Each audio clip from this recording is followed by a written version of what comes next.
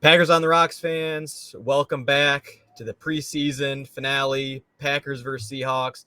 We are coming to you live from Titletown Flats, Green Bay, Wisconsin, right across the street from Lambeau Field. And Dave coming to you from the state below, the Fibs, Illinois. Dave, let's go ahead and kick this party off, the preseason finale. It's hard to believe that we're here. I'll go ahead and cheers you to that, jumping right in. And the quick question for yourself is, what do you think of our two new lefty quarterbacks? Oh yeah, that's hilarious. I get the stream, pirated stream, and it's a mirrored image, and she had text saying, "When did Jordan Love turn lefty?" Everything. So I was going through the highlights today, and literally the whole field was flipped. So the throws that I was getting it was lefty, and the back shoulder to Watson was at the right corner of the end zone. And then I watched the highlight, and I'm like, oh, he actually threw it to the left, the left corner of the end zone. So it looked good left-handed. He looked sharp on that throw.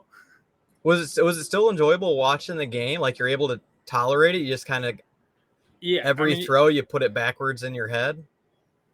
For the most part, yeah. I mean, It took me a couple of minutes to process kind of where the throws were necessarily going and stuff like that, but the numbers were the hardest because the numbers were flipped. So general sense, I kind of understood based on the broadcast who was on the field and stuff like that, but 63 would be 36 and stuff like that. And everything was mirrored image. Oh, all the numbers you have to flip to. Yeah, that's Jordan Love was showing 0-1. You're putting your thinking cap on. I tell you what, I think you had a life hack yesterday when you texted me about the idea. This could be for all the Packer fans who have trouble finding pirated streams. Dave may have stumbled upon a brilliant idea. I don't want to get us barred from YouTube. Let's put it that way. We're not going live. What's the harm? We're not going live when we do that. I just had you Jerry Rick a computer in front of your TV. and you get to see my sister taking over the reins, trying to get the audio dialed in. She was all for it. She's like, we got to find a way for Dave to watch the game. I greatly appreciate it because I heard probably Kevin Harlan say one of the greatest calls ever, which is the Carlson kick. No, was it Larrabee? Might have been Wayne saying Carlson made the 57-yarder, and he's like, oh, he knocked that one all the way to Sheboygan. It was just such a great line. Because you won't hear that during the regular season, but you hear some sort of quips during the preseason. Everyone's shouting out up. Sheboygan, Wisconsin. But let's get into the action. I mean, I think generally speaking, by halftime, we were ready for the regular season to start. It was just probably fourth quarter got sloppy, and everyone's just kind of like, all right, let's wrap this thing up with no injuries and, look a little bit sharp here with kind of bubble guys. And after that, it was just like, let's start Bears week. We can dive into the action of it.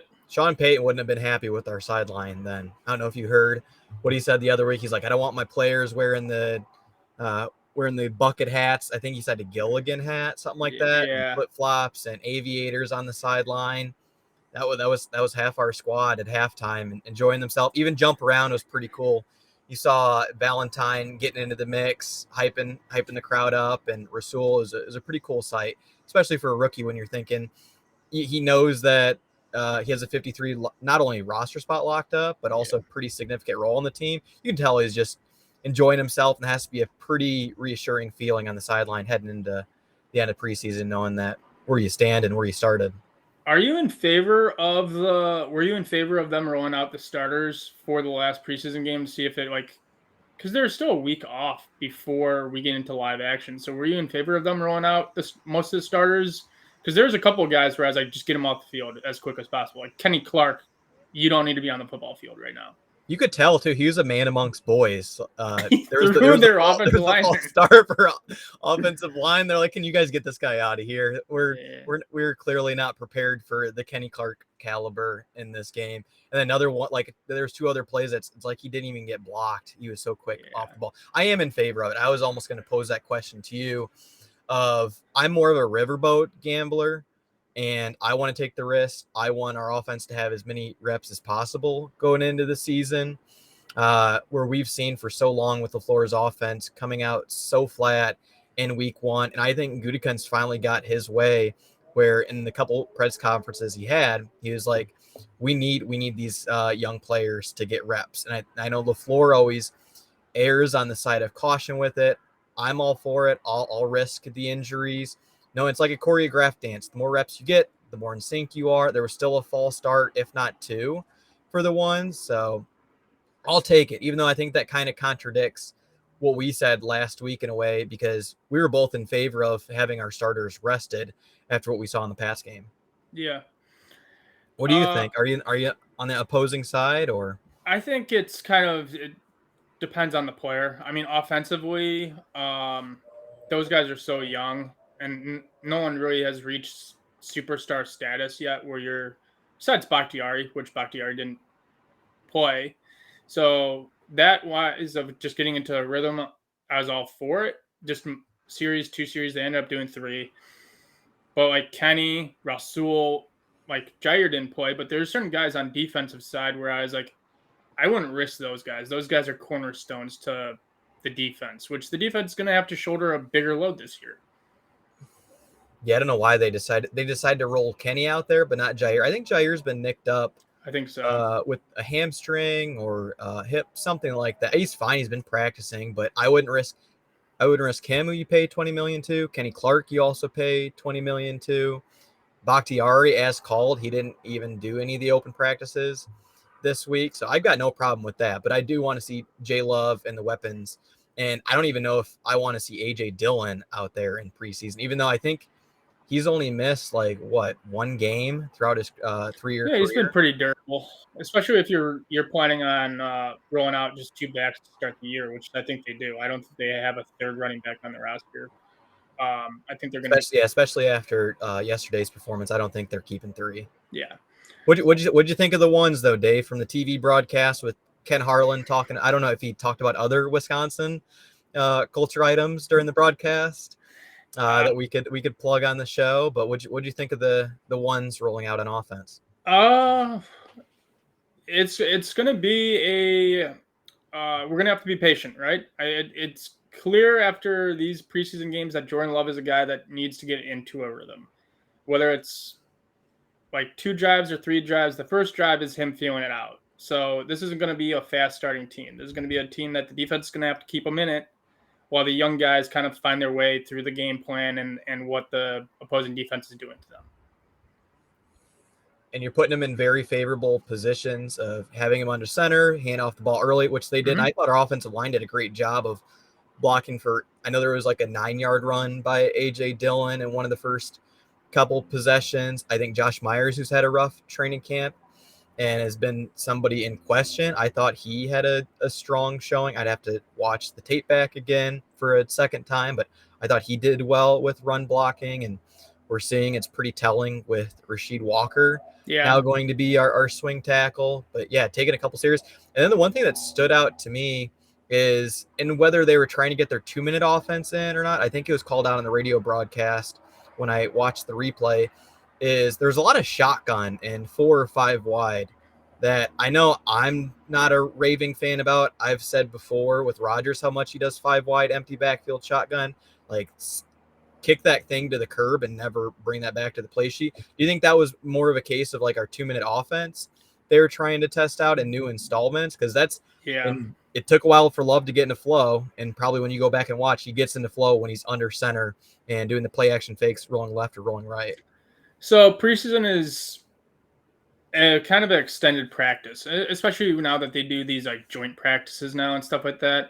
There's a lot of times that coaches want to simulate a situation. Like LaFleur was simulating that 2-minute drill in the end of the first quarter, calling timeouts, doing the hurry up offense. Like, you can still see talent, especially if you're one-on-one, of like who's fast, who makes like good breaks, good route running, can break a tackle, that type of stuff. But there's a lot of stuff that the coaches behind the scenes are trying to simulate to get guys matchups that they want to showcase their talent on. big thing I took away from this game actually was Love's ability to maneuver in the pocket and then get outside the pocket and use his legs to get a first down and maybe eventually kind of look downfield more and just extend it and use his arm. But he definitely picked up some first downs Did you and see got that things moving. Rodgers-esque rollout where he kind of turned his back to the defense to get like reset the pocket? I don't say he was like rolling left and reset. I can't remember. I think he threw it to Jaden Reed. It was like a skip pass. But still, Yeah, though, when he rolled out like that and turned his back, I'm like, that was like a flashback to Rodgers. he's had a couple of kind of things that you pick up the little nuances of. Okay, you kind of got that from Rodgers. Even the touchdown to Reed last week was a little bit Rodgers esque. Yeah, there Um, was an Instagram clip that showed Rodgers to Cobb for a touchdown against the Steelers 2 seasons ago. I want to say that it looked like the same exact play. but so May I, yeah, mention, may I mention one head scratcher thing that hopefully we get cleared up and I don't have to see it again? It's like when we see Preston Smith rolled out at cornerback in week 1, Dave. For the second straight week, we saw Jaden Reed. He's a slot player, so I understand why he's lined up somewhat close to line of scrimmage, but they had him in the Allen Lazard position again. Last week, he got blown up and sent 5 yards back and on his butt. He's 190 pounds soaking wet, somewhere around there. And then once again, we had him lined up, asking him to block like a defensive end or an inside linebacker. Line up. And when you have Malik Heath, who he got the nod worth the ones because Romeo Dobbs is out with a hamstring injury. Like, Dave, to me, that's a head scratcher. Why are you putting Jaden Reed in that position where I think you're putting him in harm's way of opening him up to injury? that kind of goes back to my point of I think coaches are putting guys in position to see what they can and can't do for the regular season. But he's 190 pounds. You think that's I don't know. he's, Like, he's I think maybe in the regular season you might move Watson into that spot or Dobbs into the slot for that play and be like, oh, you guys are better blockers. You guys go at it. Like there's definitely certain situations in the preseason where coaches are doing stuff and testing stuff that they wouldn't do in the regular season. Yeah, I just don't see how anybody can think that's a Um, good idea to begin with. And that's I what know. Malik Heath is for. He's the good. He did have 3 or 4 catches. I know you mentioned heading into the week that he's got a roster spot. I Yeah, think he more he's than locked it up with that. And he was like, what do you call him? The upbacks on the kickoff return yeah. team or the wedge. Him and I can't remember who the other person was at that spot, but they're wanting to give him looks on special teams as well. I'll tell you what, I think you mentioned Rasheed Walker.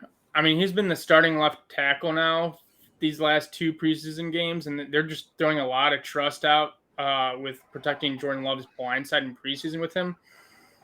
I wouldn't be surprised if they rolled out Rasheed Walker as a right tackle and moved Tom at center. I'm just tossing it out there. I mean, I if you really want to go best 5 right now, I think your best 5 are Bakhtiari, Jenkins, Tom, JRJ, and Rasheed Walker. You got your wish in close practice this week. They did have that starting 5. I wouldn't be surprised if they rolled it out. I'm leaning towards that might be the case. Although Tom, when he's at right tackle, he's been kicking guys out 5 yards out. Like Love has all day on the right side when Tom's been right. When you see those touchdown passes, it might have been the same one with that back shoulder to Watson that he's stonewalling the guy, and there's just this huge open pocket for Love. It looks like a Tom Brady pocket for how he has all day to throw back there, and nobody's even close to touching him.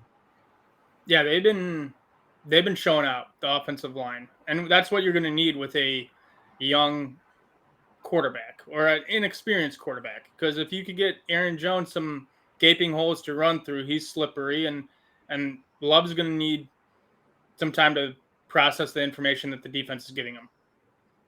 So that means we're trading Nyman then? No, I think we keep him. Although even with that four mil cap hit? Yeah, I mean, tough one to swallow as like your backup to the backup of. They have a plan with all this stuff. My guess is Meyer's going to be the backup. That's either you're rolling out Rasheed Walker and then you're using Nyman as your kind of backup to Bakhtiari. They've been thinking this through now. It sounds as though you're much more confident this year than last year at this time with our offensive line and Bakhtiari still in flux of when he's coming back. And the same thing with Elton coming off that ACL. We have to feel in a lot better position about the O-line Yeah. this year compared to last, knowing that a lot of defenses early on they're gonna send the house to see what Love has and load the box. And I was a little concerned going into this season, and I was concerned after the first kind of preseason game. Although statistically, I think they allowed like 1 sack like this entire preseason. You definitely have guys that took second year, third year jumps that are young talent. The Packers like drafting tackle and converting them to other positions.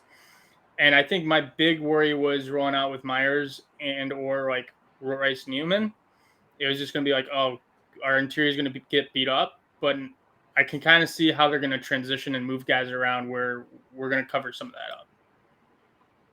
Royce isn't getting on this team. That's like, no, that's a thing. He had another poor performance yesterday.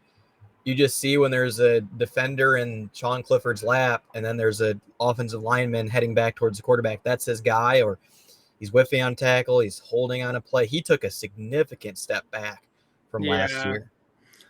Yeah. But, and part of that is too, they're going to have to do different play calling too. Like just quick hitters, you got young, fast guys that you can just do a 3-yard quick slant or a quick out or a bubble screen or whatever you have. And you can just get the ball out of Love's hands and let the guys pick up the extra 5-6 yards.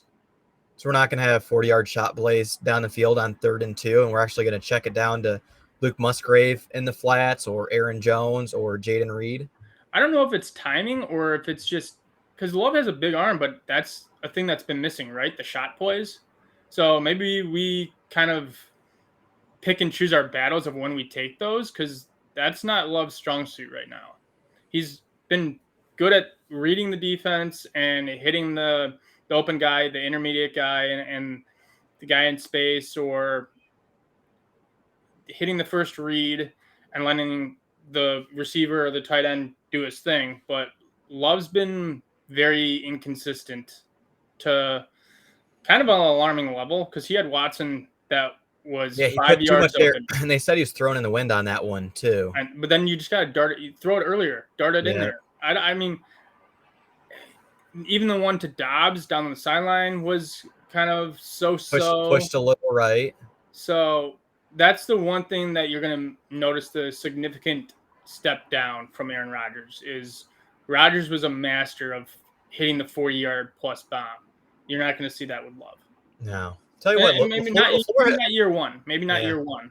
Have they shown LaFleur on the sidelines yet? He has to be in a really good mood. I don't know how much cheerleading he's doing on the sideline, but he's seeing his offense ran the way it was intended, even though he'll deny it at press conference. He's like, I don't know what you mean by running my offense in its entirety, but he has to be feeling good that it's ran the way and finding the open guy in space as it's been designed. Yeah, I think part of that too is they're saying that Love has full control of the offense and he can check out of stuff. But I think, I mean, me and you both played sports. There is a certain aspect of being thrown into a position and almost not wanting to make that check, because then you're kind of shouldering the burden of if the play works out or not, especially when you're new into it, of just, okay, I'm just going to do what's asked of me, and then as I grow and feel more comfortable, I'm going to take a step up. There's definitely levels to this. So I think Love's getting the play call, and I think he's just running what LaFleur wants. And he's not getting 2 play calls, and that's why we're getting out of the huddle so late, and there's like 5 seconds left on the play clock, and Dave's over here throwing his arms up in there saying, are we going to snap the ball? Like, that's one of those, aggravating things that we saw week in and week out with Rodgers. More often than not, he's getting the play clock off, but yeah, I still do think that Love will try to do the hard count. I think he feels pretty strong about his hard count ability with the Green 19 that's carried over to so many other teams in the NFL now. That's like a 30-year plus run with Green 19. Fantastic. I heard a lot of stuff from beat writers saying Love was getting a lot of jumps in the joint practices and in his own practice with the hard count. I heard it's a dangerous weapon that has carried over from Rodgers to Love. Maybe he just doesn't want to break it out in preseason. It's kind of one of those things of, I don't want to get film on this yet. Although part of it too is we have a very jumpy, inexperienced offense too, because our guys, geez, the first 2 series were just could not remember a snap count to save their lives. Yeah, 2 false starts, and it's like he has the hard count at his disposal, but Myers has been late with it, and if they put Tom in at center, there's not a ton of reps there. Like he has it in his bag, but it's like even during regular season, how much is he going to lean on that early on? I think towards the middle of the season, you'll see as with this offense gets into rhythm.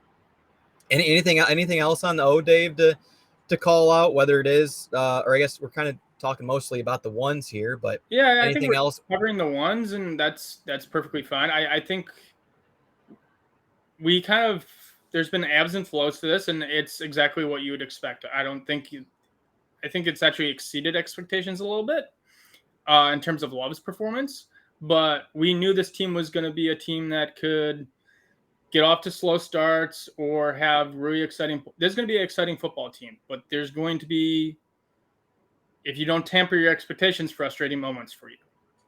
You could tell the vigor in LaFleur's voice too during the lunch walk-in this week when we went to the Hall of Fame, or went to the stadium tour with my sisters on Friday. Looked in the atrium and I saw all the tables with the white tablecloths on them, all throughout the atrium. I'm like, this looks a lot like it was the luncheon today. Sure enough, it was. And when LaFleur had like a 1-minute bit that they posted online, that he sounded pretty confident about this team and what lies at. And I just think he's really loving the energy and how much that everybody's rallying around one another and seeing these young leaders step up. Yeah. There's a good youth movement. We've been talking about it. There's a good youth movement and good experience and leaders that needed to step up that seem like they've stepped up. Big name that none of us have seen so far, and I'm hoping he's making his appearance week 1 is Rashawn Gary. He is going to be a force once he comes back. I mean, he's already kind of the progress report on him has been all positive, and it seems like he's kind of wreaking havoc in our own practice. Now, who knows if that's our offensive line or not, but that's another dynamic that's going to be defense or offenses are going to have trouble with our front because their hands are full. I mean, we've already seen what I mean. My standout on the defensive line right now has been Brooks, but when Kenny's there, you got Brooks. Wooden can make some splash. Your boy Cox, he's fighting for a roster spot. He's showing some splash. And then Inigbari, like as a 3, Inigbari would be a starter on half the squads.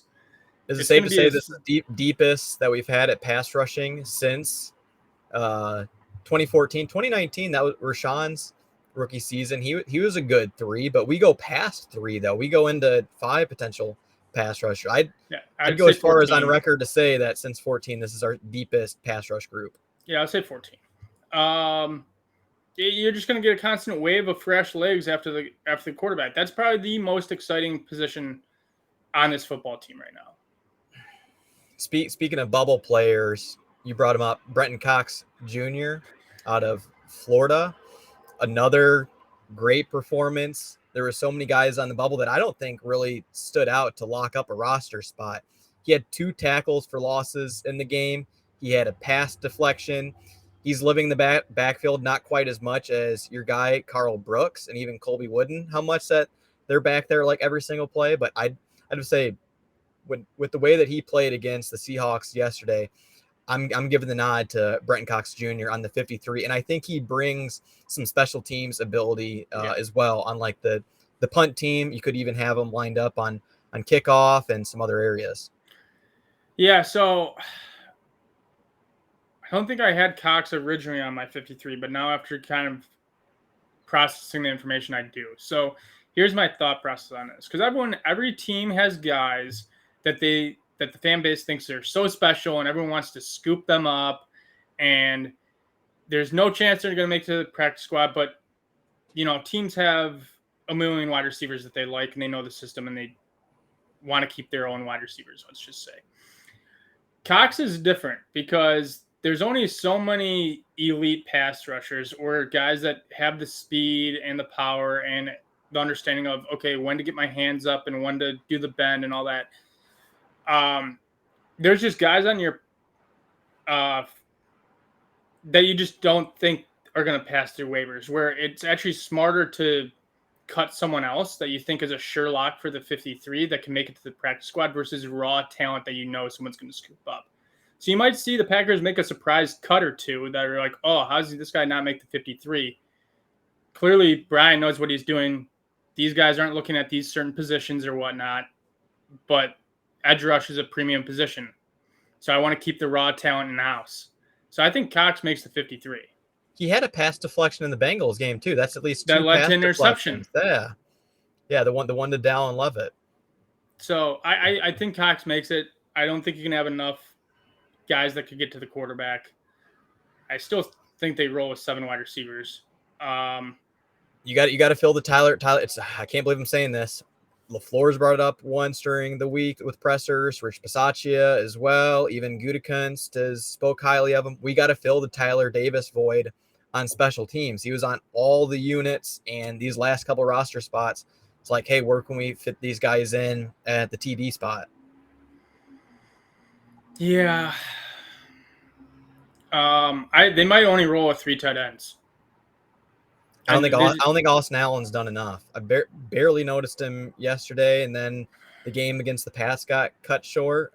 But he's such a tall tight end. I don't think he's as fast as what Tyler Davis was. So he'll make the practice squad. Line him up in other. I'm fine with 3 tight ends. I'd have to say that's probably the first time in a long time we haven't had 4, if not 5. During the Mike McCarthy days, remember, we always were going with 5 tight ends.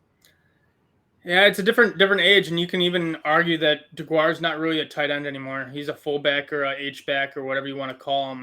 He's not a true inline tight end. That will be interesting. I think Eric Wilson locked up a roster spot too. If he didn't already have it, I called it, didn't I? He had a special teams solo tackle that came flying out of nowhere in the first quarter, and I think he fills in fine at linebacker. If anything, I thought McDuffie played a hell of a game with his hair on fire, taking a step up from last season. And I don't know what the full status is on Campbell in the walking boot, but he's somebody where you can tell he has that innate sense of reading and reacting to a play. And there was a couple of them that he tackled right about the line of scrimmage, not 5 yards down the field like Blake Martinez. So the one guy that people really aren't talking about, and it's Eric Stokes. Now, obviously, he's going to make the team, but do they activate him and put him on the 53, or do he start on the pup? I think he starts on the pup. I mean, I'm shocked that Rashawn is looking like he's ready to go week 1. In Stokes, I think you have to start him on the pup. Reading between the lines and just taking for like tonality from press conferences, LaFleur sounded unsure about what Eric Stokes' timeline is to return, and he's still not clear to do individuals or team drills, and you have to feel pretty good. Valentine should have had a pick 6 yesterday, and you have to feel pretty good about your dime back, which who knows how long or if I don't know. I'm pretty uncertain right now about the Eric Stokes injury. So I do feel bad for Stokes. He had a good rookie year, kind of a down second year, and then he gets that horrible leg injury because it sounds like it's a knee and an ankle all in one. There's a legitimate chance that if Valentine shows out and stuff like that, Stokes' services just aren't needed anymore. Because you'll have Jair, you'll have Douglas. Valentine is all around the ball. I mean, talk about a mirror image of a past 37. I mean, let's take a flyer on a guy and holy crap, like we can't let this guy go. We have a gem. He could be the best rookie of this class. There's an argument for it. It is, and then you try to see if you can get something in return, like a late round draft pick for Eric Stokes. I think this year they probably keep him, just the insurance of added depth, and you just kind of see where he's at. But you'd never want to see a guy go through what he's going in terms of health on the football field and off the football field. But now it's such a loaded room. I mean, Brian's done some damage in the last 2 drafts. Say what you want. He got a ton of, for the love pick, but he's absolutely hit home run after home run the last 2 drafts.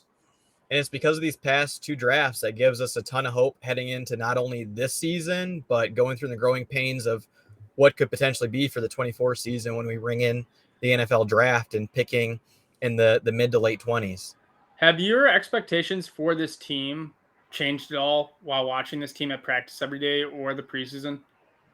I'd say they have. What was it? 2 months ago, we did the game by game Yeah, prediction. We we did both a game. settled around 7, 8, if not 9 wins.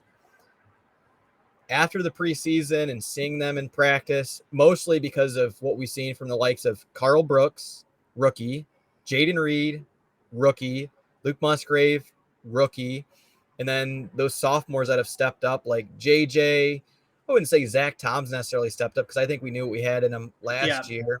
And then Christian Watson, Romeo Dobbs, and I mean, there's other names. The list just keeps going on. it's just And everyone like that's another here. cheers to Brian Gutekunst. Hell Hey, Goody. of a job, Goody. I know you might be listening. We had Mark Murphy walking past Titletown Flats twice on Friday. Happens again this week. I'm gonna have to, ask him a few questions about the upcoming season and just give him a nice cheers for what he's done with this team in Titletown District and everything else these past couple years, all amidst the Rogers turmoil. Goody, if you ever want to open up the draft beer fridge and join us for, a cocktail or something like that, we're more than happy to talk shop with you. I don't think you'd roll it out. But yeah, expectations change. I'm now leaning more towards 9 wins after what I've seen in preseason and the home run hits as it appears from our rookie class and the development of sophomores. There's a legitimate chance we could be like 4-2 heading into the bye. It is. I still see us having like to your point earlier with the offense coming out slow and having a couple of road games. That's going to be tough, I think, to overcome Mm-hmm. the deficit later on in games and having our defense cover our behind. Could be 4-2, but I still think that it's going to be a LaFleur type of team with a slow start. The back end of our schedule is just really tough. Like I could see us kind of doing a Rodgers 2008 season of start really hot.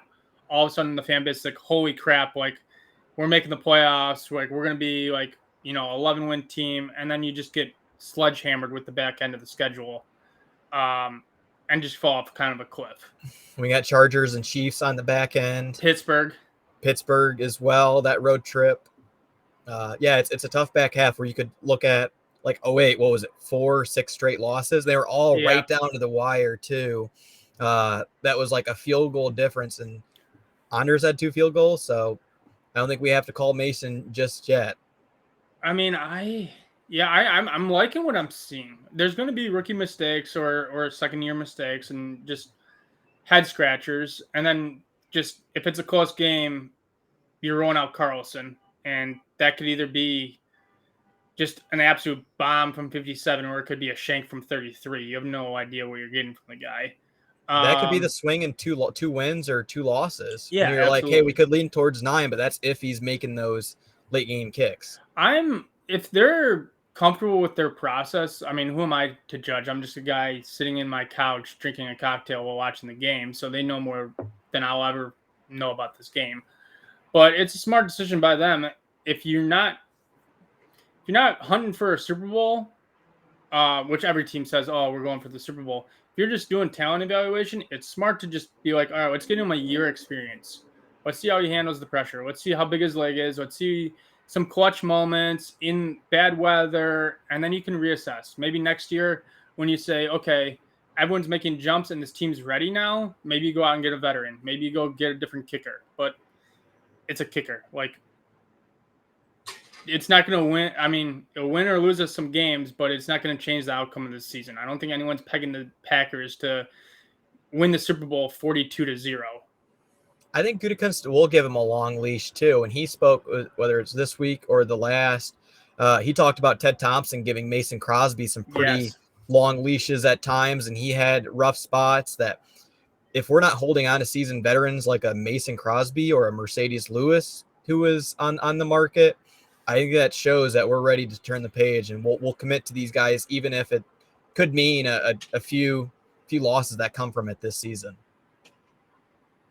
What about the safety spot, Dave? God, Was there anything you caught on the TV broadcast that made you feel as though Rudy Ford 100% won the job, or it's just that nobody did and Eminem seized the moment? You only get one shot because they did the 8 Mile rap battle in Hard Knocks this week that I thought was awesome. hey man, you're just loving just be a Jets fan. I mean, that's why when me and Mark Murphy chat doing our Titletown Flat lunch walk, like I think he loves Hard Knocks and Quarterback on Netflix just as much as I do. I think he's all in on the entertainment value that the comes two from it. stats I care about the Jets are their win-loss record for a better draft pick and Rodgers making 65% of the snaps. That is all. 65% of the game. That's all I care about. I've been telling this for weeks now, I think, to you, Bud. Like, you can't fill all your holes, right? I think they made the most of what they could in the draft, and free agents, which most of the free agents you can argue were Bisaccia keeping his guys for special teams. Safety is going to be a rough one. You're going to be seeing guys lock it down in the nickelback and the outside corners, and you're going to see a guy running wide open up the seam because one of the guys blew coverage. Savage has a rough time picking angles to tackle. He also has a rough time picking angles for coverage. I can't say much about Johnson because he's a rookie and he's had his ups and downs. Rudy Ford is an ace special teamers, but he's not known for his, stellar back end. It's just a spot where you're just going to be like, hold the fort down, and we're going to wait for next year to cover our ass with this spot. I think Darnell Savage did throw his body on the line a little bit more in this Seahawks game, but we know time and time again, if you're not practicing tackling, and that's sort of his MO, you're going to see a running back go off. It could be Bijan Robinson week 2 having a 30-yard run, and you're like, who came in there flying, throwing their body at somebody's ankles, being an ankle tackler? It's likely going to be Darnell Savage. I have one prediction for the safety spot, but I have like kind of a overall theme for it. I think a lot of that mess is going to be covered up by your cornerbacks and also the front 7 getting home. Pass rush. Jair said Rashawn Gary, he can't. That's his best friend coming back. You can mask a lot of stuff if you could get to the quarterback in a blink of an eye. So but I think if things are really troublesome, you can see Rasul move to the back end and say, all right, Valentine, get out wide, do your thing. Rasul, you're going to do your thing in the back end. I sure hope that happens. Hein brought that up a couple of months back. He could be one of 2 viewers on with us here this morning. But Joe Barry, when he got asked that question, he was so dumbfounded by it, as if he hasn't entertained moving Rasul back. He's like, Rasul at safety, he's a quarterback. You know that. Well, that's not the question, Joe. Like, you haven't had like discussions amongst your room about moving Sewell back there with his ball making. Rasul Douglas could have had like 30 interceptions this training. Every single ball that comes his way that he doesn't deflect or pass off, he thinks he's taking it for a pick 6. Every single one, you hear him making a huge commotion of it. So Joe Barry acted like it's the most out of this world idea ever.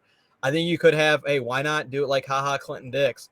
We're on the TV broadcast. You're like, is there a safety in there? Yeah, Haha's just lined up 30 yards back off the ball. Just put him back as far deep as you can to not get beat over the top. I will say this. Based on them going to Love, it almost is a conclusion that it saved Joe Barry's ass in terms of he's going to get extended. He's got a longer leash. Like, you can pinpoint that the offense didn't hold up their end of the bargain, and that's why the Packers record was Packers record. And so he's coming back. Like, you can agree or disagree with his philosophy. A lot of fans disagree with his philosophy. I know me and you have had our battles over it, and you know how insane I get every time I see guys 7 or 12 yards off coverage. But that is one man that is going to have a job next year, no matter how bad this football team is. I do think we can go on record in saying that he's going to play our cornerbacks much more aggressive than last season. Yeah, I mean, seen it a little bit. I mean, you've been witnessing in practice, but that's practice. That might be getting Jordan Love what it's looked like to get your receivers jammed. Yeah. He might be like, "Oh, we're up 10 points. Let's go back to being 11 yards off." And let us paper cut us down the field, taking a page out of Mike Pettine's book. But I mean, they've been all up in receivers' face. As you know, they play super vanilla during training camp and joint practices. They don't want to show their hand. Let's kind of switch gears here. Want to do a little bit of Bears Packer talk? Give a slight teaser to it. That's our next episode, bro. I can't believe preseason's done. Training camp in the books. God. Do a little NFC North teaser, a little bit Bears Packer teaser, a little bit of everything. I'd be all for it. Overall view. Yeah. I'll very, very quick. I want to deep dive with Fields and the 4 Packer players that are now on the Bears and how much of a role they'll play. But yeah, week 1, Soldier Field. Jay Love's second start of his career, and the noisy Soldier Field crowd. He's the owner. The deed transferred over, I think, and it does. I was worried at family night, but after these first 3 preseason games, I'm feeling and that Rashawn Gary is likely going to be in. I think that's a huge factor. I can see us taking this game now. Will someone, after we win this game, make a mention of the D being transferred over? My peg is Aaron Jones says something. Who's going to be the first player to call it out in like a locker room interview or a press conference, or like running off the field, putting their arm around Jay Love, saying he still owns you, or he's the new owner of Chicago. And I see a Jonesy doing it. We may have a Bears fan, a quite intelligent one, like one of the very rare ones who actually knows an offensive line for the Bears, come on the show. They did put Justin Fields out there their last preseason game with only like 1 starter on offense. I think that their offensive line, similar to ours, but I think it's even more up in the air, that has our pass rushers licking their chops against Jay Fields, who threw for like 75 yards in the Packers Lambeau home opener last season. See, this is where I'm going to just absolutely disagree with you. I think the Bears offensive line is atrocious. Yeah, that's what I mean. No, but I don't think the Packers line is atrocious. Yeah, a couple questions. Yeah, no, I shouldn't make that comparison. There's like one question mark, and I would say the Packers still rank like top 5 in the NFL for offensive line. Bears are going to have their hands full. And Justin Fields, because I was able to watch the preseason game for the Bears, still looks really jumpy in the pocket. Bears fans can come after me and be like, oh, well, he's going to throw for 4,000 yards and he's going to be the MVP and all this noise. He looks jumpy. There's throws that leave you scratching your head.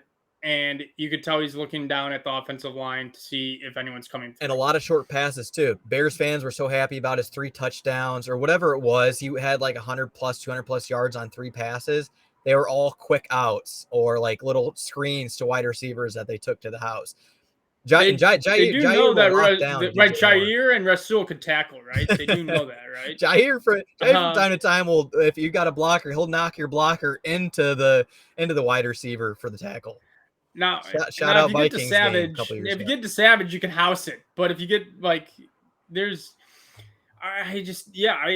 more I watch this team develop over the course of the offseason in terms of the Packers, it might be a runaway. It could be something like really close in terms of Bears-Packers fashion of 10-3, or it could just be the Packers absolutely blowing the doors off it. But I see the Packers defense being very stout. It could be neck and neck early on because of the Soldier Field crowd and our offense coming out to slow starts. But it's like, hey, you view matchups. Who is keeping up with Luke Musgrave, Watson, Jaden Reed? Who on the Bears back? You forgot Dobbs, and bro. Dobbs. I know. I'm just thinking Aaron like Jones. true guys that like create mismatches and like. How are you going to cover them for more than 2 seconds if we give Love time? I think Love will have time. That's the big difference between this matchup is Love will have time, Fields will not. Oh, Rashawn Gary and his 2.5 sack performance. He's coming back week 1. You know it, right? Oh yeah. Yeah, I just feel so heck of a lot more confident from what we've seen on it. Just mostly Jaden Reed and Luke Musgrave. I think we know what we have in Watson, and there's going to be drops and there's going to be missed passes deep, but middle of the field, underneath, because of those two and how much separation they can create, has to be feeling good about potential 30-17 win week 1. I'm on board with. I do not care about the win-loss record this year as long as we get 2 wins against the Bears. You're doing a Lovie Smith, like, hey, I didn't come here to win a Super Bowl. I came here to beat the Packers 2 times for this season. Year one of Love. We might not make the playoffs. We might make the playoffs, but let's shut up all the noise of Fields is the heir apparent and Bears are back on track because, man, shut up. Dude, Love was. You have I don't know who these players are too. Maybe they just really admire Fields' running capabilities. He was a top 100 NFL player as voted on by the players this season. I don't know where they're getting that from. Maybe they're pulling highlights of like a 60-yard touchdown run against us, but I'll take Love 10 out of 10 times over Justin Fields. And it's like for LaFleur's game plan, like similar to when we opened up at Lambeau against the Bears, like we see what Jay Love is capable of, but hey, do we just lean on our ground game and and pound them with Aaron Jones and get back to that? What is it? The pony formation? Or I like it's the what you want to do. Pony is one, but there's the wishbone as well. I'm just thinking when they put AJ Dillon and Aaron Jones back there together, and sometimes having AJ Dillon as the lead blocker, they got away from it. I thought it worked marvelously, but you could just see a heavy run performance. I could see the Packers and LaFleur saying, "All right, do like a week 1 of the Vikings." They think we're going to hand it up the gut to Aaron Jones on the first play of the season. Just play action it. You can either bootleg it or just play action deep shot, but I could see a play action kind of crosser to Musgrave or play action crosser to Reed, but I think that'd be a smart choice. Okay, we got a new quarterback. Everyone thinks we're going to just go up the middle for 2 yards. Pull it back and let one launch. Let Watson redeem himself from week 1 last season. That'd be so Wouldn't glorious. It? Oh. Have that cut up of one from week 1, his rookie year miss, week 1 of his year 2, just hauling it in, house call it. I think that's a good way to end it. And we'll deep dive next week. And now you have me amped up for football, man. I like what I've seen these last 3 weeks. Dave, I was a bit down and out after family night, but these last 3 weeks have brought me back. Oh man, it's the time of year where everyone goes and wins the Super Bowl and brings back the Lombardi. No matter if you're 4-13 the year before or 13-4 the year before, everyone's winning the Super Bowl. Let's get our tickets purchased now. Jordan Love for Pro Bowl. Jane Orlowski's 100% behind him. Dan Orlowski knows all. The Dan Orlowski stamp of approval is really the only stamp of approval you need. That's all we gun for on this show. I mean, he knows what he's talking about. If he's behind it, he's behind it, man. But till next week, we'll figure out a time and a date, and then who knows? Maybe week 1 we might do a live performance of the game. I'm all for it, Dave. Live reaction, live watch party. We can't actually show the game, but you can watch our reaction to the good and the bad and the ugly. Why not? Let's do it. All right, man. Sounds good, man. You enjoy Lambeau. You enjoy Green Bay. Maybe go do some day drinking in Titletown. We shall see. We're feeling good now. All right, perfect. Till next time, brother. Cheers, Dave.